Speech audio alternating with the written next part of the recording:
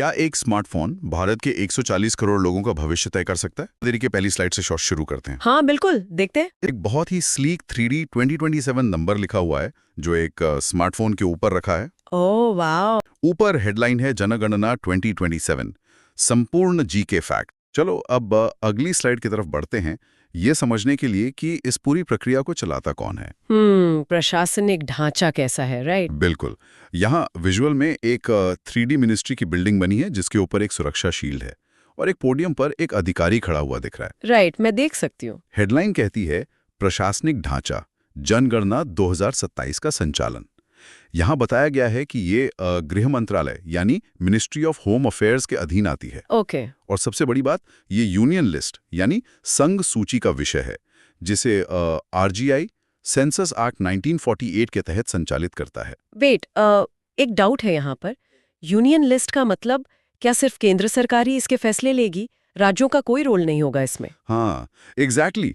एक रूपता बनाए रखने के लिए नियम और टाइमलाइन सिर्फ केंद्र सरकार ही तय करती है। अच्छा, ये समझ आ गया। और देखो यहाँ एक और रेड अलर्ट है। ओके। इसमें लिखा है कि भारत के वर्तमान RGI और जनगणना आयुक्त मृत्युंजय कुमार नारायण हैं।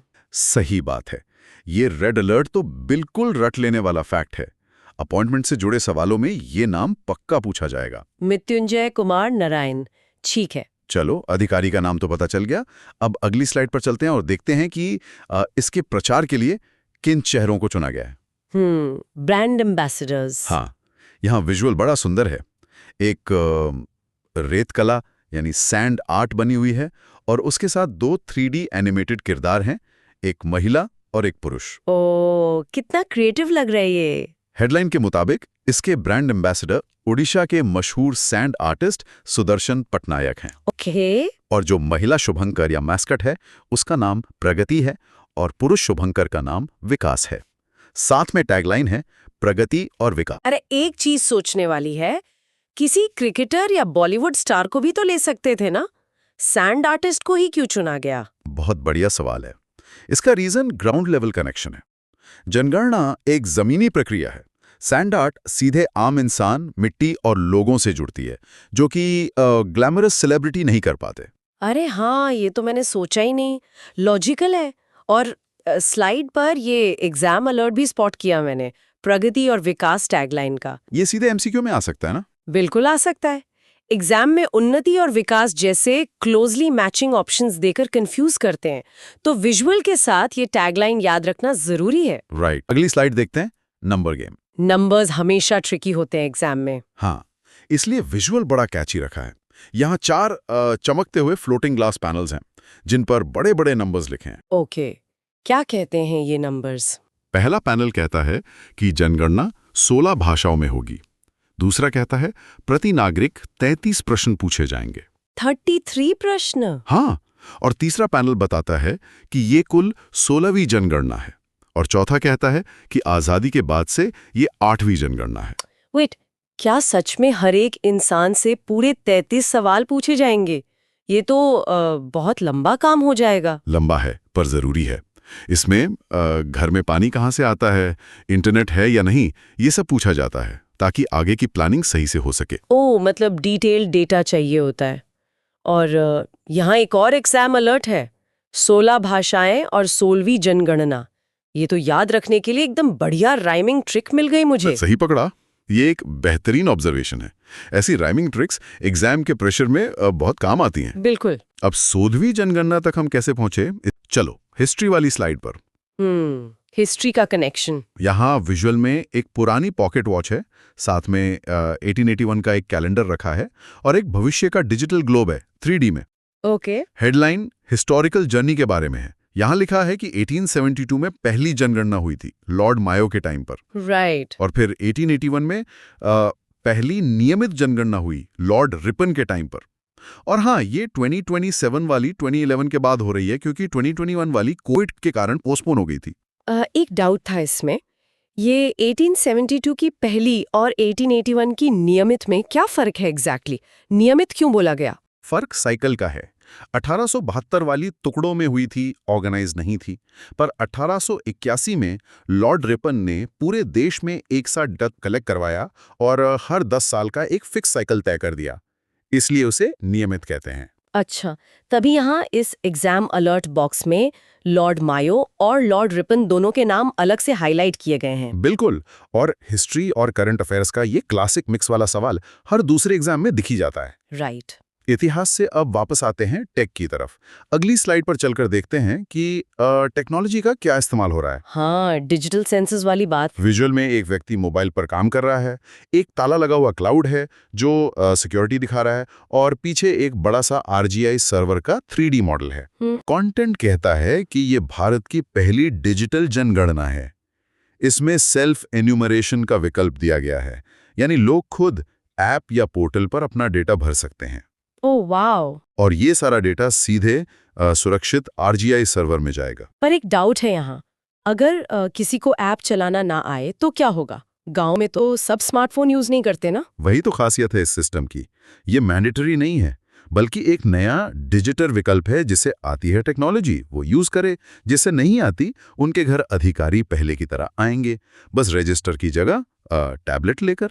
अच्छा, मतलब ऑप्शन दिया गया है, जबरदस्ती नहीं है। और देखो, नए बदलाव वाला एक बड़ा एग्जाम अलर्ट भी है यहाँ। 2027 में पहली बार मोबाइल ऐप आधारित जनगणना प्रस्तावित है। सही देखा। टेक इन गवर्नेंस के टॉपिक पर यह सबसे जरूरी सवाल बन सकता है, चाहे प्रीलिम्स हो या मेंस। नोट कर लिया।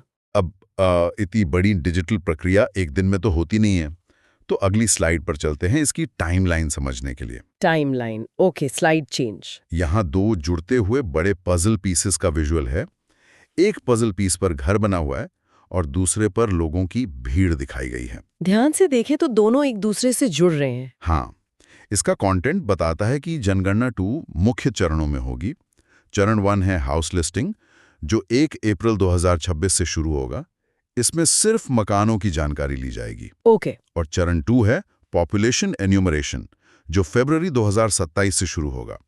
इसमें व्यक्तियों की पूरी जानकारी ली जाएगी। वेट, मुझे एक बात समझ नहीं आई। पहले घर क्यों? सीधे लोगों को क्यों नहीं गिनते? लॉजिकल डाउट है, पर सोचो, बिना एड्रेस बेस या स्ट्रक्चर के लोगों को ढूंढना लगभग असंभव है। पहले घरों की मैपिंग होती है, एक बेस तैयार होता है, उसके बाद वहां रहने वालों को गिना जाता है। टीम वर्क चाहिए होता है। और यहाँ दोनों चरणों की अलग अलग तारीखें जो है, और अप्रैल 26 और फरवरी 27, उनका एक एग्जाम अलर्ट भी हाईलाइट किया हुआ है। हाँ, और वो इसलिए क्योंकि एग्जाम्स में अक्सर इन तारीखों को इंटरचेंज करके बहुत ज्यादा कंफ्यूज किया जाता है, तो इन डेट्स को क्लियरली याद रखना है। बिल्कुल, अप्रैल 26 और फेब 27। राइट। अब लोग कब गिने जाएंगे ये तो क्लियर हो गया, पर कैसे गिने जाएंगे? चलो अगली स्लाइड पर चलते हैं, गणना की विधि देखते हैं। मेथोडोलॉजी। ओके, इस स्लाइड पर एक इंडिया का मैप है जिस पर एक लाल पिन लगी है और वहां डे जूर लिखा है। De jure, right. और उसके बगल में एक ग्लोब पर एक व्यक्ति खड़ा है जिसके पास डे फैक्टो लिखा हुआ है। ये टर्मिनोलॉजी थोड़ी टेक्निकल लग रही है। थोड़ी सी है। डे जूर का मतलब है स्थायी निवास, यानी कोई भी व्यक्ति 6 महीने से वहां रहा हो या आगे वहां रहने का इरादा रखता हो। ओके। और डे फैक्टो का मतलब होता है भौतिक उपस्थिति, यानी बस वहां फिजिकल प्रेजेंस हो।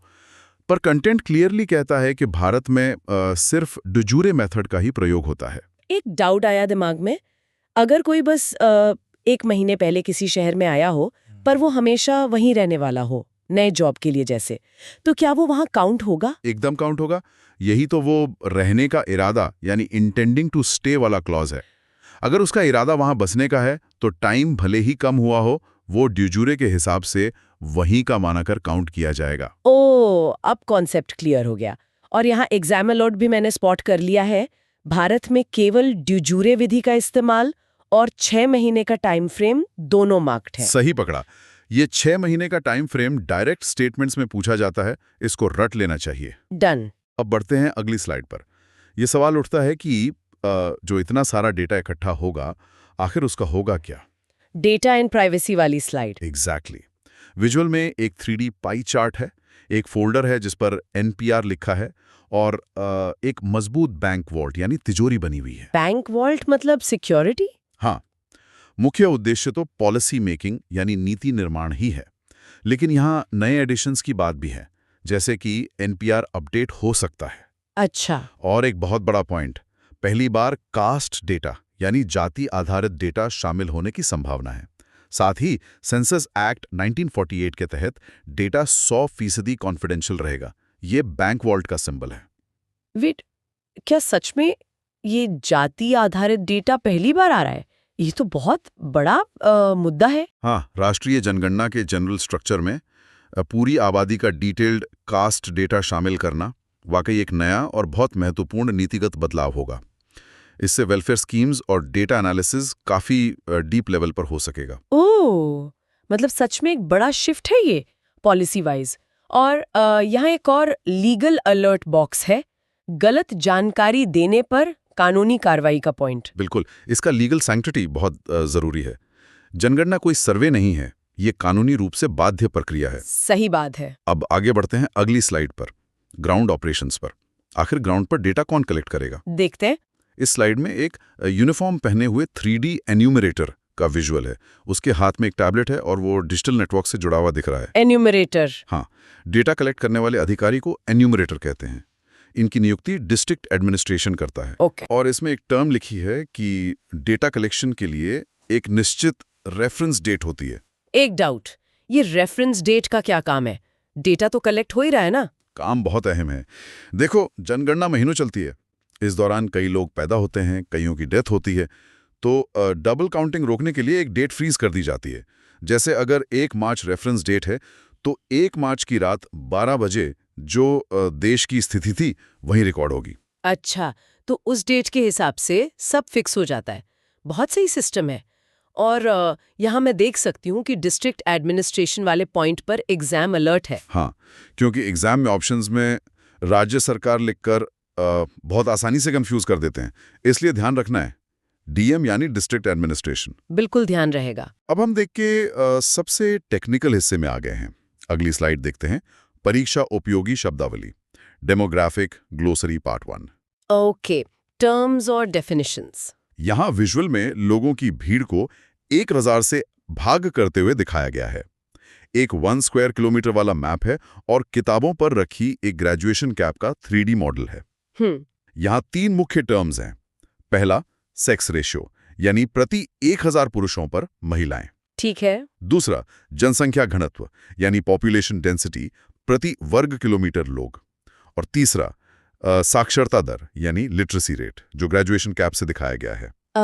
एक सवाल है मेरा, क्या सेक्स रेशियो हमेशा 1000 पुरुषों पर ही निकालता है? हाँ, भारत का स्टैंडर्ड यही है कि उसे प्रति 1000 पुरुषों पर कैलकुलेट किया जाता है, ताकि कैलकुलेशंस पूरी क्लियर रहें। अच्छा, और यहाँ अलर्ट में देखो, प्रति 1000 और 1 स्क्वायर किलोमीटर जैसे कीवर्ड्स हाईलाइट किए गए हैं। एग्जैक्टली।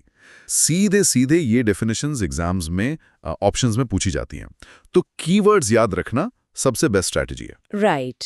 चलो, अब इस डिक्शनरी के दूसरे हिस्से पर चलते हैं। अगली स्लाइड पर, demographic glossary part 2। Okay. Visual में एक तराजू है जिसमें एक तरफ कामकाजी लोग और दूसरी तरफ आश्रित लोग हैं। ओके। तीर के निशान वाला एक वर्ल्ड मैप है, बार चार्ट है और शहरी और ग्रामीण 3D मॉडल्स हैं। समझ आ रहा है। इस स्लाइड में 4 कॉन्सेप्ट हैं। पहला है डिपेंडेंसी रेशियो, यानी कामकाजी बनाम आश्रित। राइट। दूसरा है माइग्रेशन डेटा, तीसरा एज स्ट्रक्चर और चौथा वर्क पार्टिसिपेशन रेट। एक चीज पूछनी थी, ये जो डिपेंडेंसी है, क्या इसमें सिर्फ बूढ़े लोग आते हैं या बच्चे भी दोनों शामिल होते हैं इसमें? सही सोचा। जो लोग वर्किंग एज में नहीं हैं, चाहे वो बच्चे हों या फिर बूढ़े, वो दोनों ही आश्रित या डिपेंडेंट माने जाते हैं। अच्छा, मतलब दोनों शामिल हैं। और एग्जाम अलर्ट में यहाँ वर्क पार्टिसिपेशन रेट यानी काम करने वाली जनसंख्या का प्रतिशत अलग से मार्क किया हुआ है। हाँ, इकोनॉमी के नजरिए से ये सबसे हॉट टॉपिक होता है। अगर देश की आबादी जवान है पर वर्क पार्टिसिपेशन रेट कम है तो बड़ा पॉलिसी चैलेंज होता है। बिल्कुल। चलो, अब पूरे सेशन को समेटने का वक्त आ गया है। आखिरी स्लाइड पर आते हैं, revision express. Top 10 exam facts. Nice. इस स्लाइड का विजुअल देखो, एक शानदार गोल्डन 100% एग्जाम रेडी बैच है जो एक पोडियम पर चमक रहा है। वैसे ये स्लाइड काफी लोडेड है। हाँ, ये एसेंशियली एक चीट शीट है। इसमें मृत्युंजय कुमार नारायण का नाम, ब्रांड एम्बेसडर सुदर्शन पटनायक, शुभंकर प्रगति और विकास, 16 भाषाएं, 33 प्रश्न। और 16वीं और आजादी के बाद 8वीं जनगणना। बिल्कुल, साथ में तिजोरे विधि अप्रैल 2026 और फरवरी 2027 जैसे सारे टॉप 10 फैक्ट्स एक ही जगह लिस्ट कर दिए गए हैं। अरे सच कहूं तो परीक्षा से एक दिन पहले बस यही स्लाइड पढ़नी है, सब कुछ कवर हो जाएगा इसमें। मैं तो ये भी पॉइंट आउट करूंगी कि यहाँ अलग से कोई रेड बॉक्स नहीं है, बल्कि ये पूरी स्लाइड ही एक मेगा एग्जाम अलर्ट है। मैं पूरी तरह से सहमत हूँ। इस स्लाइड को तो समझ लीजिए दिमाग में इस